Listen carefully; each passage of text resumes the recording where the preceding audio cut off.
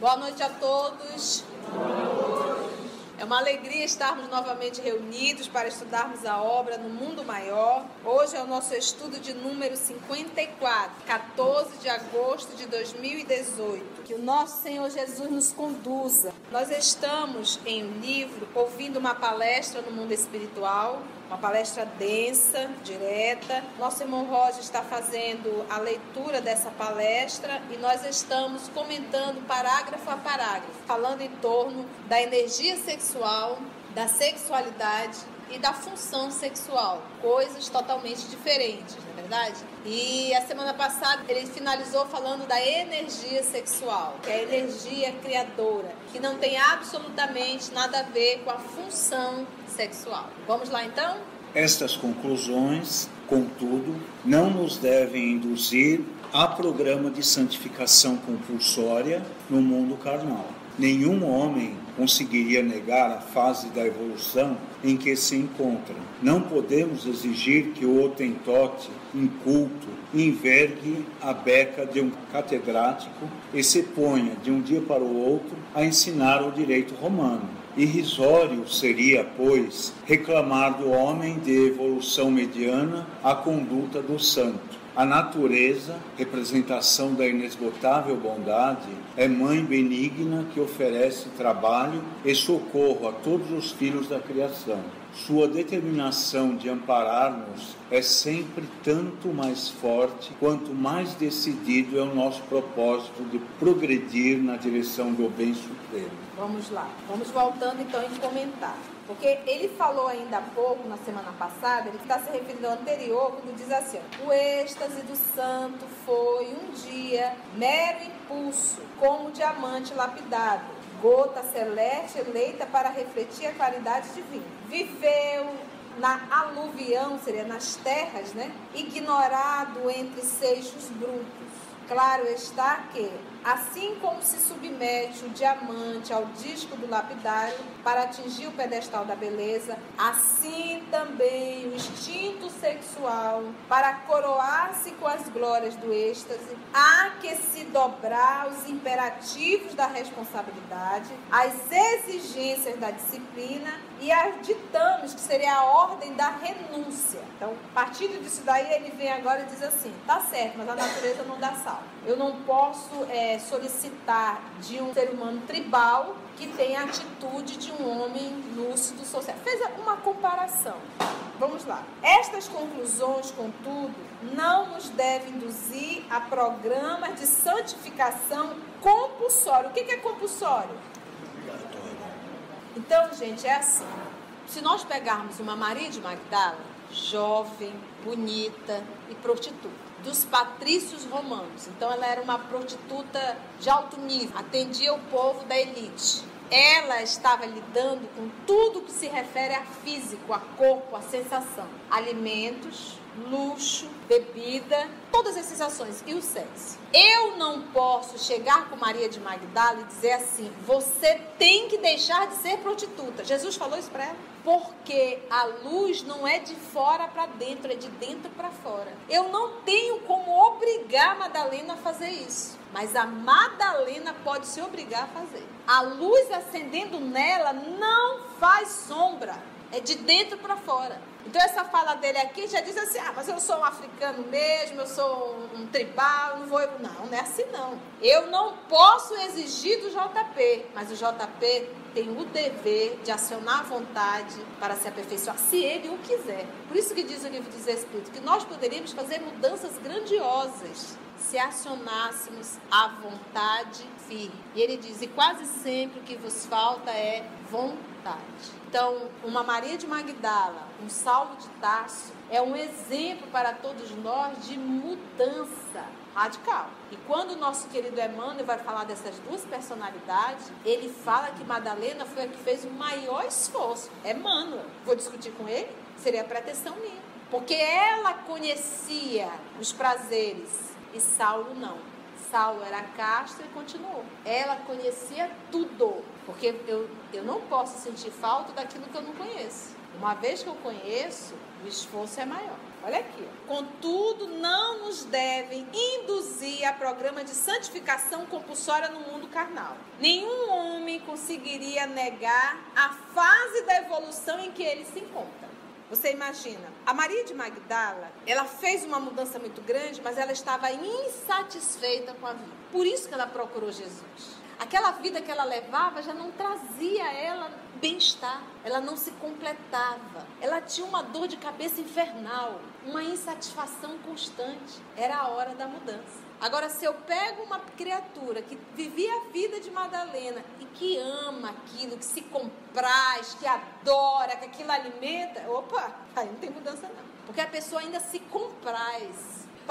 Paulo de Tarso. Paulo abriu mão do poder. Vaidade, orgulhoso, presunçoso, um homem autoritário. Mas que ele olhava para Estevão e dizia, a paz que ele tem, eu não tenho. Eu vejo no olhar dele. Então ele também buscava a paz.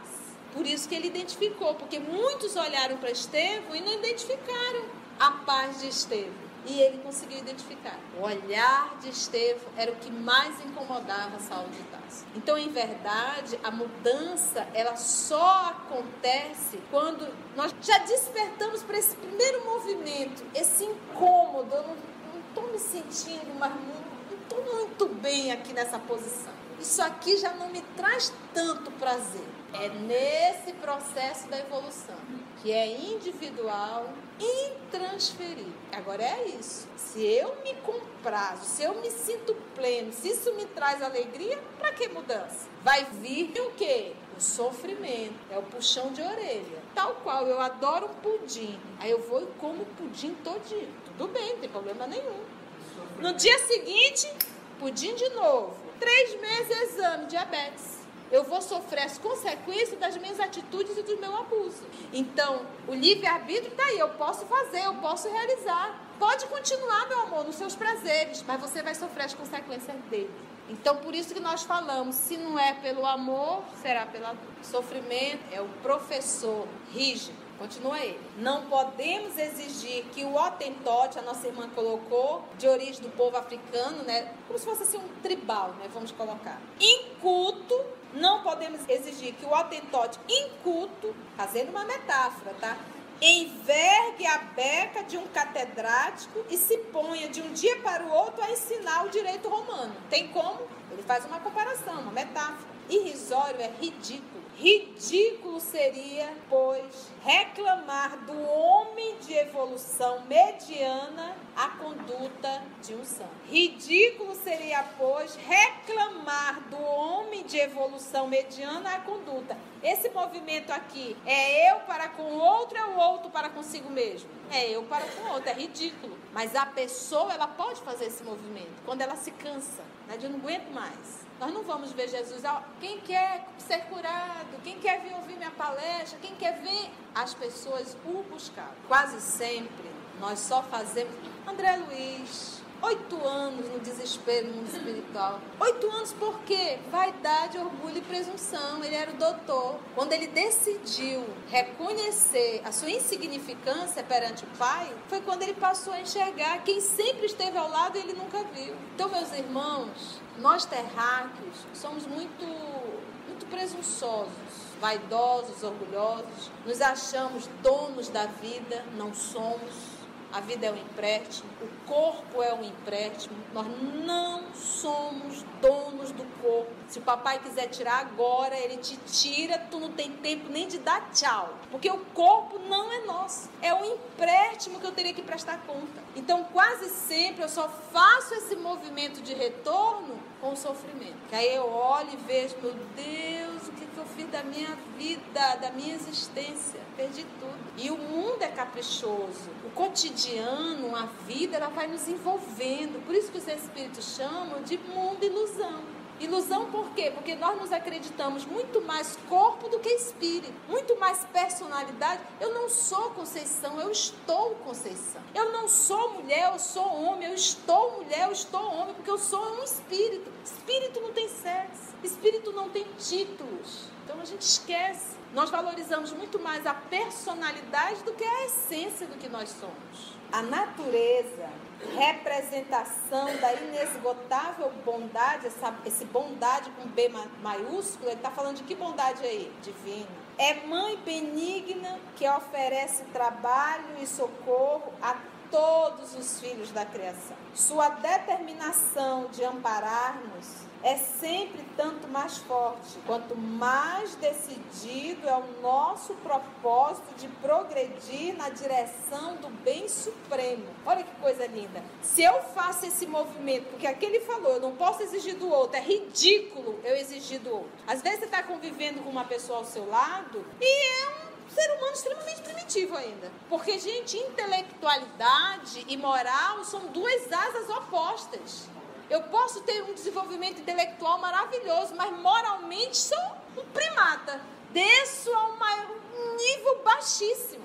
Então, o intelectual é uma asa, moral é outra asa. E quando nós decidimos realmente fazermos esse nosso movimento de nos tornarmos pessoas melhores, como ele diz aqui, a natureza ajuda muito, inclusive a natureza do próprio corpo. Quando nós decidimos fazer assim, Senhor, eu quero mudar, sabe? Eu não quero voltar para o mundo espiritual com a mesma bagagem de quando eu saí de lá. O Senhor me ajuda a superar encrencas que eu não consigo, que eu estou aprisionada há séculos. Eu duvido que a ajuda não é imediata. Agora, obviamente que eu vou ter que fazer uma força. E detalhe, nós sabemos que nós estamos em momentos de transição absoluta. Nesse momento exato, nós estamos tendo no mundo espiritual um degredo de milhões de almas, milhões. E que é muito comum dentro dessa personalidade perversa dizer assim, se eu vou levar a gente comigo também. Porque a pessoa está tão revoltada que começa a lutar para puxar pessoas também. Então, quando tem alguém se arvorando a fazer esse movimento do bem, esse esforço, ela recebe um auxílio espiritual, recebe. Mas ela também irá receber uma investida muito grande para cair. Mas, por isso que Jesus diz, todo aquele que quiser me seguir, tome sua cruz e siga. Ele não diz, larga a sua cruz e siga. Tome a sua cruz e siga. Então, em nenhum momento nosso Senhor Jesus falou, é fácil me seguir. Nunca. Sempre falando que para a nossa condição, fazer o que Ele faz é um esforço muito grande. Para a nossa condição terráquea. Lembra que nós não somos parâmetros para o universo. A característica do terráqueo foram espíritos rebeldes à lei de Deus. Lembra sempre disso. Parábola das ovelhas. Eram 100. Quantas se desgarraram? 99 seguiram o pastor. O que Jesus está querendo falar nessa parábola? Que o normal é o espírito ser dócil a Deus. 1% não foi dócil. Daí a parábola de Adão e Eva. E são exatamente quem? O terráqueo. Nós não fazemos a vontade de Deus. Nós queremos sempre fazer do nosso jeito. E aí a gente se quebra todo. Estou mentindo? Não é a característica do terráqueo? A gente aprende aqui, a gente estuda, a gente fica toda pianinho, né? A gente sai, falta olhar para lá e diz, o senhor está errado, hein? Bora lá. Não desejamos, portanto, preconizar no mundo normas rigoristas de virtude artificial, nem favorecer qualquer regime de relações inconscientes. Nossa bandeira é, sobretudo, a do entendimento fraternal. Trabalhemos para que a luz da compreensão se faça entre os nossos amigos encarnados, a fim de que as angústias afetivas não arrojem tantas vítimas à voragem da morte, intoxicadas de criminosas paixões. Não desejamos, portanto, aconselhar no mundo normas rigoristas de virtude, porque lembra que essa é uma palestra no mundo espiritual para espíritos desencarnados. Não temos aí presença de espíritos desdobrados, são espíritos desencarnados que irão trabalhar na Terra auxiliando essa coletividade. Então aqui diz, olha, vamos estudar sobre sexo, sexualidade, energia sexual. Esse trabalho você tem que entender como se fosse assim, você vai falar para pessoas primitivas. Não dá para exigir deles uma atitude de santos. É ridículo da tua parte fazer isso. Porque a palestra está sendo dada para eles. Então ele diz, é ridículo tu querer exigir de um terráqueo essa atitude. Nesse processo ainda de evolução. Mas ele diz assim, não desejamos, portanto, aconselhar no mundo normas rigoristas de virtude artificial. nem favorecer qualquer regime de relações inconsciente. Foi o que nós estudamos a semana passada. Se nós formos estudar as obras de André Luiz, obsessão, ódio, é em torno de quê? Sexo, poder e dinheiro. 3 pontinhos que nós estamos nos enrolando há milênios. Através do sexo, paixão, eu mando até matar ou me mato. Ele fala a dificuldade que nós temos de lidar com o carinho. Fez um carinho porque eu estou apaixonada, é o amor da minha vida, acabou. Desejo, posse, simpatia, carinho, devotamento, renúncia, sacrifício, constitui aspecto dessa jornada sublimadora. Reduzido número percorre os departamentos do carinho, reduzido número, sem se algemarem por largo trecho aos gênios do exclusivismo. Estudamos bem isso no estudo anterior. Então, não desejamos aconselhar no mundo normas rigoristas de virtude artificial, nem favorecer qualquer regime de relações inconscientes. Olha o respeito. Nossa bandeira é, sobretudo, a do entendimento fraternal. Trabalhemos para que a luz da compreensão se faça entre os nossos amigos encarnados, a fim de que as angústias afetivas não arrojem tantas vítimas à voragem da morte, intoxicadas de criminosas paixões. Quando você fala em morte, a gente só consegue imaginar a morte do corpo físico. Não, existe a morte moral, aquela que a pessoa está ainda encarnada, mas morta. Acabou. Não faz um movimento de renovação, de moralização.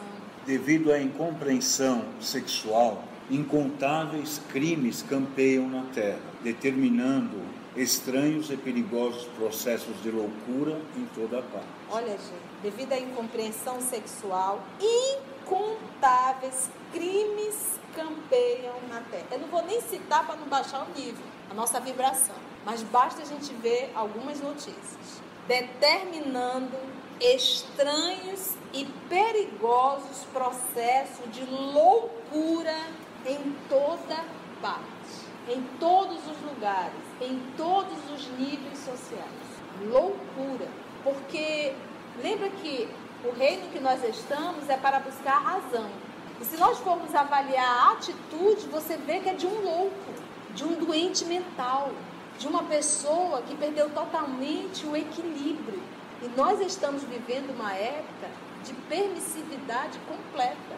Ele avisa, determinando estranhos e perigosos processos de loucura em toda parte. De quando em quando, uma que outra vítima procura os hospitais de alienados, submete-se ao tratamento médico, como o operário que traz à oficina de conserto seu instrumento danificado. Nos hospícios encontramos, porém, tão somente aqueles que desgalgaram até o fundo do abismo, amargurados e vencidos. Milhões de irmãos nossos se conservam semiloucos nos lares ou nas instituições.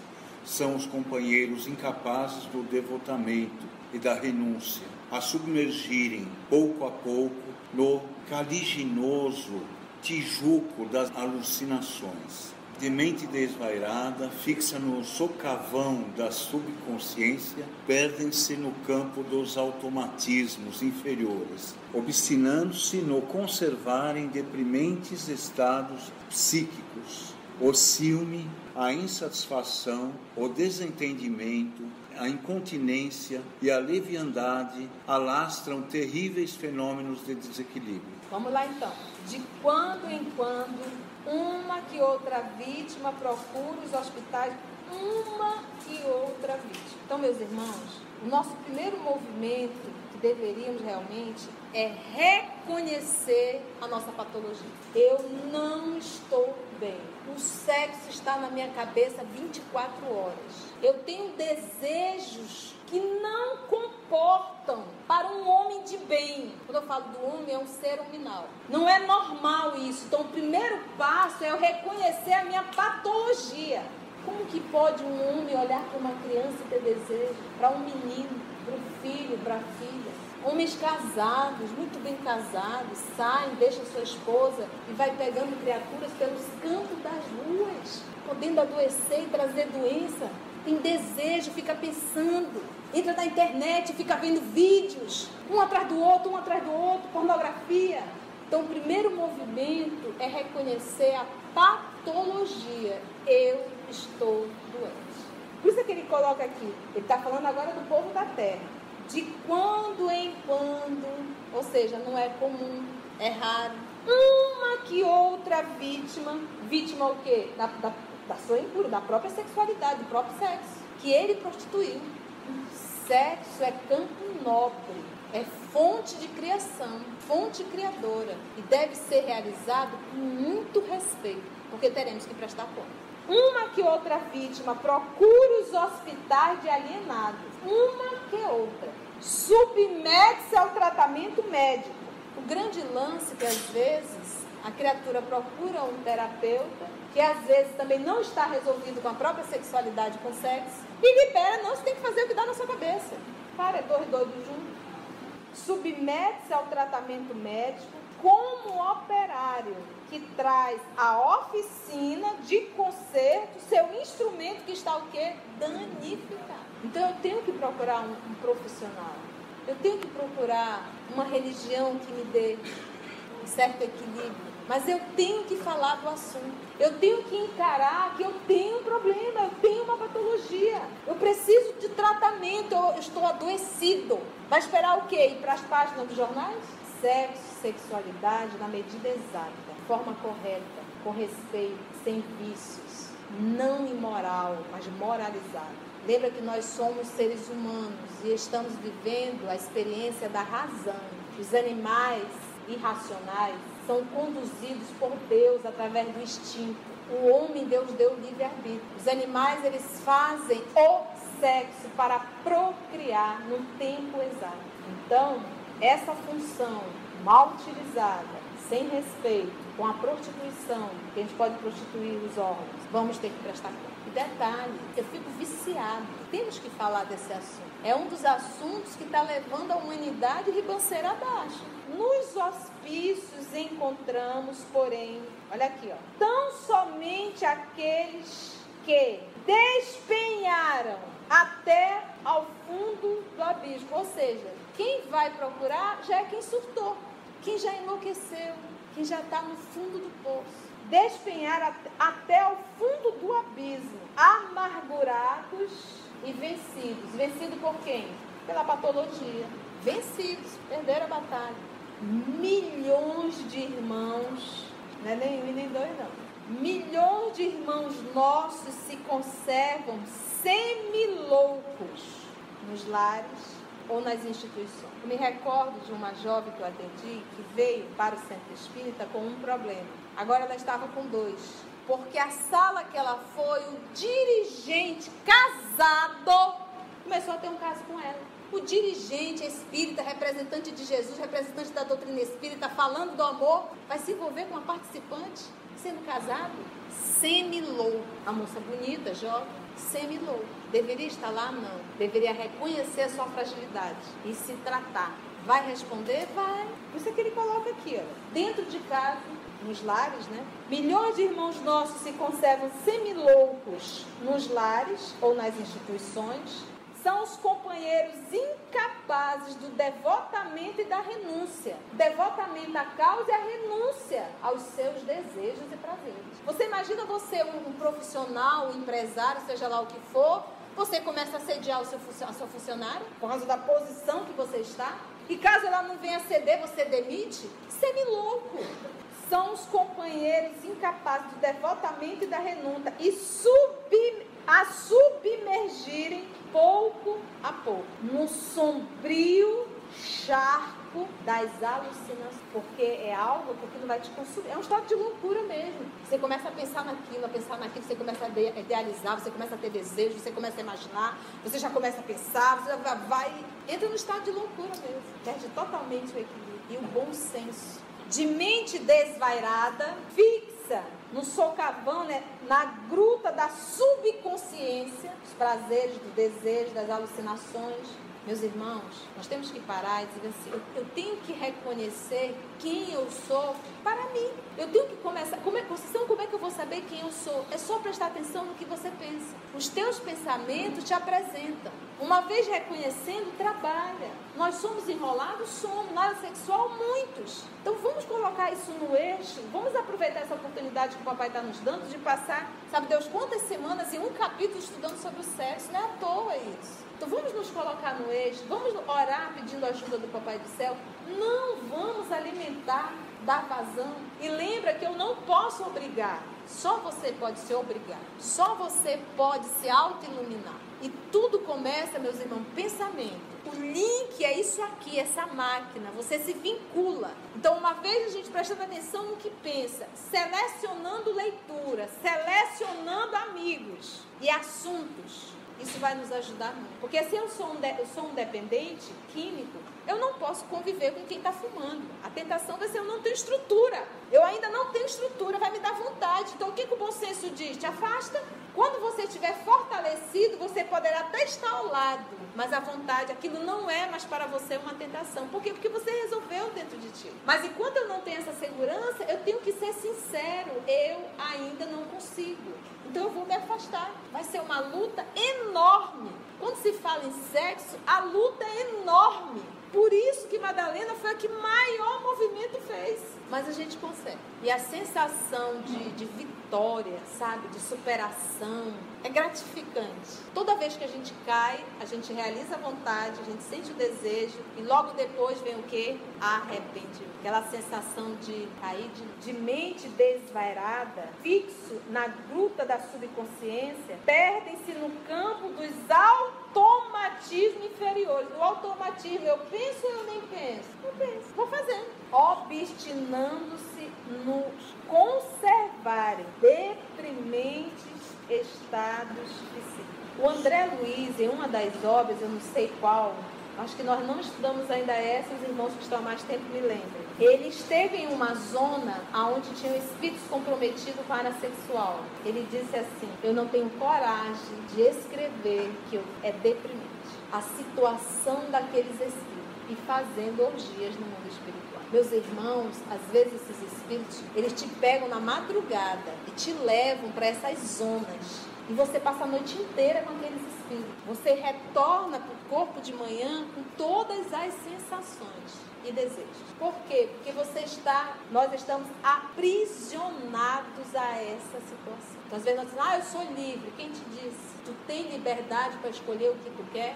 Isso é ser livre. Mas se você precisa disso, se você sente falta disso, se você está submetido a isso, eu não consigo, isso é prisão. De mente desvairada, fixa na gruta da subconsciência, perdem-se no campo dos automatismos inferiores, obstinando-se no conservarem deprimentes estados psíquicos.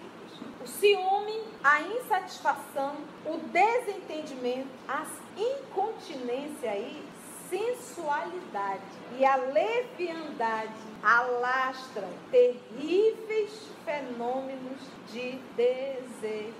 Inquietantes quadros mentais se pintam na terra, compelindo-nos a estafante serviço socorrista, de modo a limitar o círculo de infortúnio e de pavor dos que se lançam, incautos, a temerárias aventuras do sentimento animalizado. Olha, ele usa a palavra estafante. Inquietantes quadros mentais.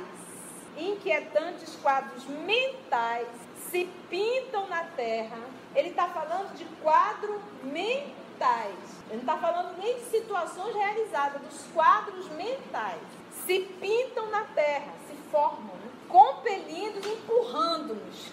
A estafante, ele cansa, é de cansar. Serviço socorrista, de modo a limitar o círculo de infortúnio e de pavor dos que se lançam. Imprudente a temerárias aventuras do sentimento ainda animalizado. Se nós formos estudar o livro A Gênese sobre o pensamento, nós vamos ter ideia do que ele está falando aqui. Diz os Espíritos a Kardec: se você idealiza matar alguém, você vê, você se imagina você matando alguém, o assassinato já aconteceu, porque fica impregnado aquela vibração no ambiente. Está entendendo agora o desespero dele por conta dos quadros mentais? Para evitar um dano maior. Se nós formos estudar o nosso lar, falando da Segunda Guerra Mundial, o que ele vai dizer lá? Acho que o nosso lar é o mensageiro, mas acho que está no nosso lar. Que a psicosfera da Europa, o ambiente psíquico da Europa espiritual, não tinha estrutura para receber mais um desencarnado. Não é espaço físico, vibração psíquica, cada mente vibra. Porque se continuasse a receber nas colônias da Europa, no mundo espiritual, quem estivesse encarnado iria receber aquela vibração e iria entrar em estado de loucura. E aí o que aconteceu? Começaram a trazer para as colônias do Brasil esses espíritos encarnados na Segunda Guerra Mundial. Tamanho estado psíquico de loucura.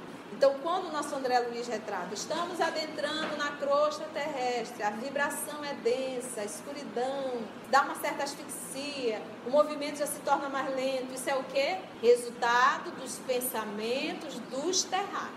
Então, nós saímos dessa aula hoje pensando como estamos levando a nossa vida sexual. Estamos saindo daqui também, parando para pensar o que estamos pensando. Então, essas informações é aviso, porque se você tem uma semana de espiritismo, você já não é mais a mesma pessoa. Você já tem conhecimentos que muitos não têm. Já somos responsáveis. Foi bom o nosso estudo? Esclarecedor? Sexo, nós temos que falar com seriedade, com bom senso, com respeito. Vamos orar? Eu vou pedir para o nosso irmão Augusto fazer a nossa prece, tá, Augusto? E assim, mestre amigo Jesus, só te agradecemos por essa terça, por esses esclarecimentos, e que possamos, mestre amigo Jesus, através das reflexões que fazemos, ter a vontade firme de vigiar nossos pensamentos e buscarmos, mestre amigo Jesus, a cada dia, a cada minuto, nos ligarmos a Ti, que a Tua paz, que a Tua luz nos envolva, que possamos retornar aos nossos lares debaixo da Tua proteção e que terça-feira, com a Tua permissão, cá estejamos, todos nós reunidos em Teu nome, buscando, mestre amigo Jesus, cada vez mais nos aproximar de Ti.